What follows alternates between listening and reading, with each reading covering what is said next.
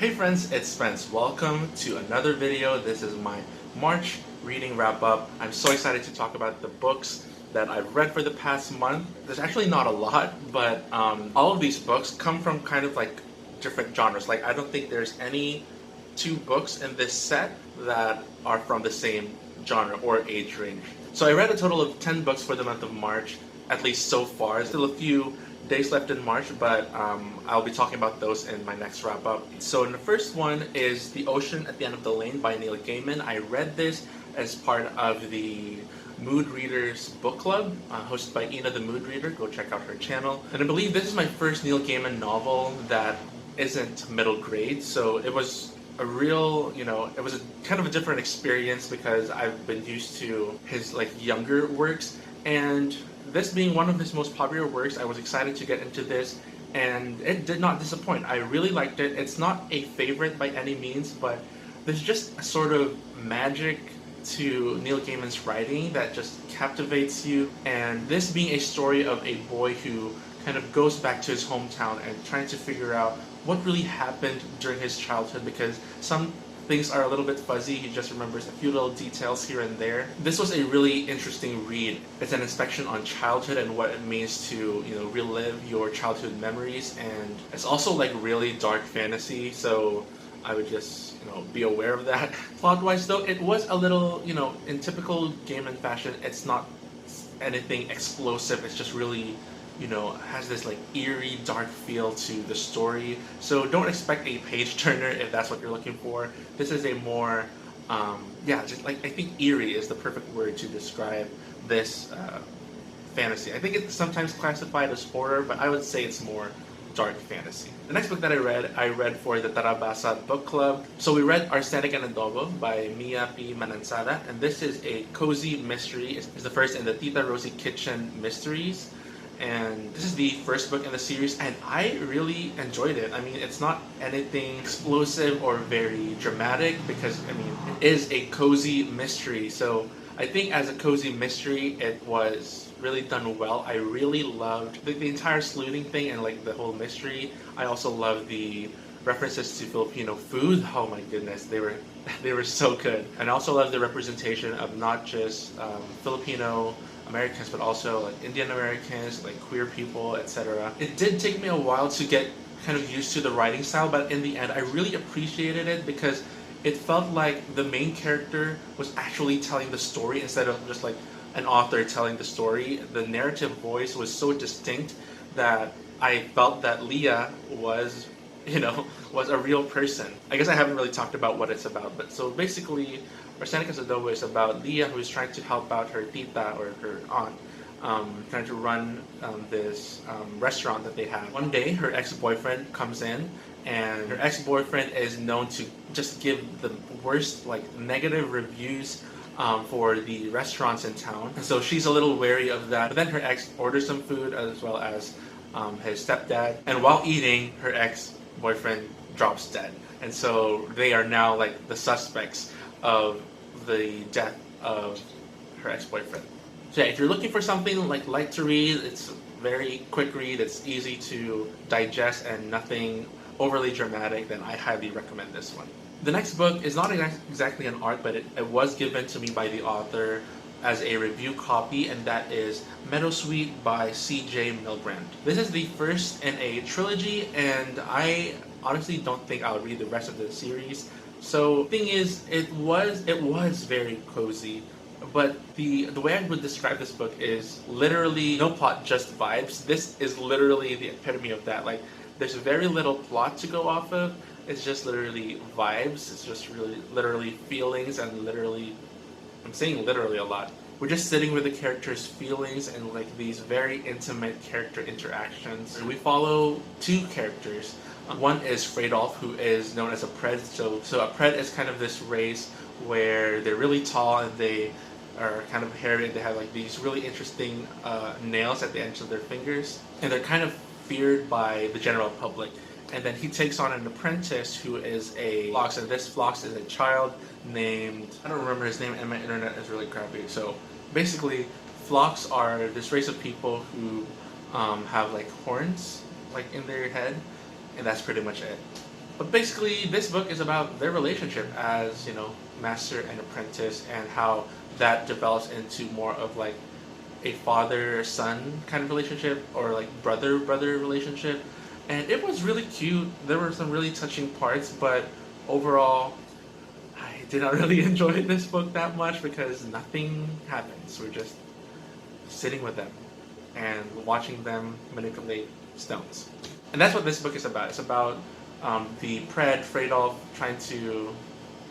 See, I don't even remember what it was about. Basically, in this world, different stones have different properties, and Freydolf has the skill to sculpt these stones into something that when a certain kind of light touches it, either like moonlight, sunlight, starlight, or whatever, these sculptures come to life and they can kind of like protect you, be your guardian. And that's pretty much what the book and the world is about. There's not much else to say about it, so there you go. The next book that I read is another arc, and this is For a Match Made in Lipa by Carla de Guzman. And Carla de Guzman is I think a fairly popular or up and rising author in the Philippines, well known for her like romance books. And so I decided to give this a shot. I'm not a romance reader, but since there was an opportunity to review this book, I was like, okay, let this be my first Carla de Guzman read. And sadly, I did not really like this book. It's basically about these two, they were like childhood friends, and now they're both in like different family businesses, and they're kind of like getting back together and developing more feelings for each other, but they're kind of denying it while also kind of like dealing with their family business. I'm doing a terrible job at explaining this book, but that's what happens when I do not enjoy a book. I do not remember much about the plot. But yeah, I did not like this book because I didn't like the writing. It was still well written.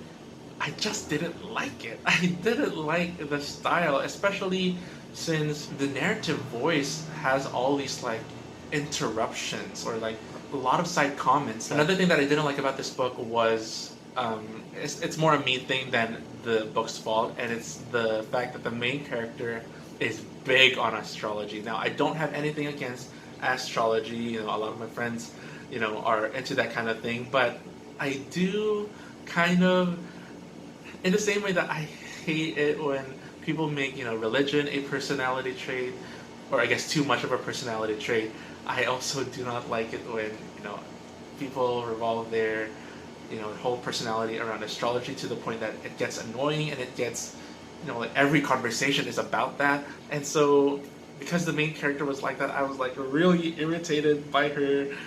Oh my goodness. Yeah. Sorry, astrology loving people. I just could not handle it. The other thing I didn't like was how these two main characters, they were like pining for each other. They obviously loved each other. They have multiple physically intimate interactions, and yet they still weren't sure what they were, what kind of relationship they had. They were kind of in denial, and I was just like, you are literally boyfriend and girlfriend right now, and yeah. I don't know. I was just really frustrated. The next book that I read, I listened to as an audiobook, and that is, finally, I finished The Lord of the Rings. I listened to or read The Return of the King, which is the final book in the trilogy, and oh my goodness, it was so good. Every chapter, I swear, I got emotional in every chapter. Just like, there's so much drama happening. I don't need to explain what it's about, but just every chapter, there's so much emotion packed into it. There were some parts that were a little bit draggy, and I think those were the parts where Sam and Frodo, if you're familiar with the movies, this is the part where Sam and Frodo are just kind of like, trudging towards Mount Doom. And, I think that experience was better seen on film because, at least we get to visually see their struggle, but to just like sit with them, as I listen to the audiobook or, I read the text, it was just, okay, let's get to the exciting parts. Let's get to the war parts. But yeah, that ending always makes me emotional in the movie, and now it made me emotional in the book. So I'm excited to, further delve into like the Lord of the Rings literature, like the Silmarillion. I know it's gonna be kind of a challenge, but after finishing this, I'm like, you know what? I can do anything. Okay, Let's calm down a little bit, Spence. Next book that I read is actually a recent release, and that is Those Kids from Fon Creek by Erin Entrada Kelly. And this is, Erin Entrada Kelly is a Filipino-American author. I wanted to support her and her work, and she is very big in like the middle grade age range. And I've already loved one of her books, We Dream of Space. It wasn't a favorite by any means, but I really enjoyed it, and I just love Erin Entrada Kelly's writing. It's very reminiscent of Kate DiCamillo. It has this calming, soothing quality to it. Those kids from Fon Creek, we follow these 13 kids who live in Fon Creek, Louisiana. So it's a very small town, and they, small towns, they have their own like kind of culture. They are afraid of change and things like that. And so this new kid comes in, the 13th actually, Orchid Mason, and she's very different. She wears a white dress, she wears flowers in her hair, and she's experienced all these different things from the outside world, like going to New York and Paris and all this stuff. The kids are really curious about her, some are jealous of her. She basically just like shakes things up in this community, right? I know that's not really a lot to go off of, but what Those Kids from Fon Creek is really about is like the children, like the kids from Fon Creek, I guess that's in the title. But we really get to see their individual struggles, and I'm not going to say what they are because I think it's better to just experience them firsthand. I really enjoyed following these kids and seeing their individual struggles and their insecurities and their thought processes. And Erin Entrada Kelly writes characters so well that you just cannot help but attach yourself to them and be emotionally invested. There's a particular character that I really connected with, and that is Grayson Broussard, and oh my goodness. I wish I had read this book when I was younger because his character just really resonated with me, and younger Spencer really needed to kind of see that character. This didn't necessarily become a favorite. I just really loved it, and it's definitely going to keep me, coming back to Erin Entrada Kelly's books. I'm not done with her yet. I have to read Hello Universe, which I believe is one of her most popular works. I'm excited to, be further surprised. The next book that I read, I do not know why this book is so beloved in the booktube community, as well as just, the sci-fi community. Granted, I do not read a lot of sci-fi, and the ones that I have read, I did not really enjoy that much. Anyway, the one that I read this month was All Systems Red, and this is by Martha Wells. This is the first book in the Murderbot Diaries, which I believe they're a series of novellas, so they're really short and they're really digestible. And it's about Murderbot, who is this AI who's like, no, he's not an AI, he's like this robot. Actually, he's kind of a cyborg, I think. He has like organic parts and inorganic parts, and basically he's been able to hack into his system so that he is more independent. But basically he's tasked to murder. That's his job, but he's really bad at it, and he just wants to watch soap operas all day long. I'm sure you've heard about it. And people love Murderbot. I don't love Murderbot. It's just, I don't get why they love him. As someone who's super awkward and has anxiety, I thought that I would really relate to Murderbot and the way he's like trying to avoid human interaction as much as possible. But this just, what is this? What is this? The story was okay.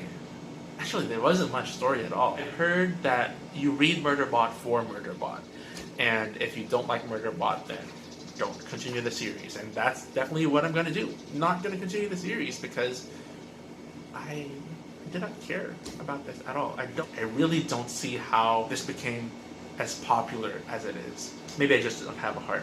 The next book that I read is my favorite of the month, and this is my third 5-star read of the year. So we're on a trend here where I only have one 5-star read per month.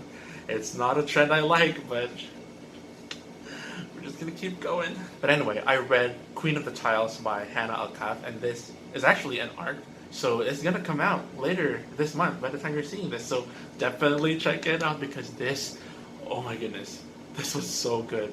This is my first Hannah Alkaf read. I hope I'm saying her name right. So this is a young adult contemporary / mystery thriller, I think. And we follow our main character, a Muslim hijabi named Najwa. And Najwa is a Scrabble master. Her best friend died during a Scrabble tournament. She decides to take a break from Scrabble because it was just a really traumatizing experience for her. But the year after, which is where the book starts, is she decides, I'm going to go back into it to kind of honor my best friend. And then these mysterious things keep happening, which starts with Instagram posts or stories from her late best friend's account that display like these different letters, and you can only solve them if you're kind of like a Scrabble master. And so she is trying to crack this code, like possibly find out who or what caused her best friend's death. This was such an edge of your seat book. You can read it in one sitting. I didn't, but you can read it in one sitting because it's just that good. And oh my goodness, Hannah Alkaf's writing, it was so good. Everything was written, like the plot was written intelligently. The writing itself was so intellectually stimulating because there's all these like different words and clues and letters that could lead to, unlocking the mystery. And it was just such a riot. I also loved how, in thrillers sometimes it tends to be more, plot driven. So, we're more worried about what's going to happen next. But I loved how this book was able to achieve not just, being driven by the plot, but also making it very character driven as well. We get to see Najwa's anxiety and her anxiety attacks and the way her emotions work. We get to see her growth as a character. I just love this book. It was perfect. I literally have no complaints about it. And I'm gonna need everyone to read this because the way that publishing is with like diverse books, I'm afraid that this is not gonna get the hype it deserves because it really deserves so much hype. This is set in Malaysia. It has multiple Southeast Asian characters and they were all fantastically written. You need to read this book. It's literally so good. I'm gonna read the rest of Hannah Alkaf's books because this was so good. The next book that I read is The Thief Lord by Cornelia Funke. I've been a huge fan of the Inkworld trilogy. I loved Inkheart, and I have mixed feelings about the last two books, but I still really love Cornelia Funke's writing, so I decided to, read more from her. And honestly, this was a little bit disappointing. It was a nice story that I think I would have enjoyed when I was younger. This follows brothers Prosper and Bo who run away from their aunt and uncle after their parents died because they weren't really taking care of them. Like their aunt and uncle didn't really want them. They run away and join this like group of urchins. They're kind of like this gang of thieves led by a person called the Thief Lord. And number one, I didn't see Cornelia Funke's signature writing style. She writes so beautifully in the Inkworld trilogy, and here there was no flair to the writing. The plot itself was really interesting. I really enjoyed, just the story overall. It didn't merit a DNF, but I just thought it was a little bit meandering and kind of directionless. I wasn't sure what the point of the story was because we follow all these different characters and the shift focuses from one character to the next that you don't really know who the focus should be. There's not even a heavy focus on the Thief Lord or Prosper and Bo. We have focus on too many characters, I think, and that's what really made this book not work that well for me. I still gave it, I think, 3 stars, but it's not something that I'll reread, and I'm gonna unhaul this book. Finally, the last book that I read is Red, White, and Royal Blue by Casey McQuiston, and this was recommended to me by my booktube bestie, Claude from Bosom Claude, so go check out her channel. And to be fair, Claude wasn't sure if I was gonna like this book, and I did not really like this book. But it wasn't the book's fault. I think I don't read romance a lot, and I was just trying to expand my horizons a little bit. And this is a very popular queer romance book. So I was like, how bad can it get? It's queer, it's romance, it's fluffy, it's well loved, so I'm probably gonna like it, right? And I didn't. It's one of those books where you really like a few characters or a few character moments, a few scenes, but overall the plot just didn't work for you. I think the main reason I didn't really like this book was because I didn't like the main characters. I didn't like Alex, and Henry. So this book follows Alex, who is the first son of the United States, and Henry, who is the Prince of England. And it's an enemies to lovers thing, but the thing is, there wasn't much reason to them being enemies, and then they become lovers really fast. And I just was really irritated by them, particularly Alex, which I think is an unpopular opinion because most of the negative reviews I've seen, people still love Alex. They just didn't like the romance or the politics in this book at all. I did also not like how the politics work in this world, but I had been warned before that that's not really what the book is about. It's meant to be super idealistic and fluffy, so that's not my main complaint unlike other people. I guess I realized from reading this what my taste in romance is like. I really like more emotional interactions and conversations in my romances, and this did have those moments, but there wasn't much depth to them that I was never really invested in their relationship. There are more like physically intimate scenes in this book that I cared for. I like them in small doses, but I realized reading this book I really don't like too much of those. It's not that I am disgusted or anything, it's just that let's get the plot moving. I don't care about this really steamy interaction you're having. I mean, I care about it a little bit, but it's time to move on. It's time to do other things, do some more romancy things that don't involve, sexual tension. And that is it. Those are all the books that I've read. And so, as you can see, they were all very different. I guess there were 2 romances, but they have a very different vibe. So yeah, I'm excited to read more in the next month. I'm kind of in a reading slump right now, so I'm going to take things slow. But I guess a few of the books that you'll be hearing about from me next month will be his Dark Materials series, Hello Universe, Serafina, Jade City, Pachinko, Dragon Pearl, Aragon probably. I'm not sure if I'm going to finish all those books, but those are the books that I do kind of have to read next month. That is it for my March reading wrap-up. I hope you guys liked it. If you did, please give it a like, share, subscribe, do all the things. Comment down below your thoughts of any of these books. And yeah, that's it. Have a good day. Bye.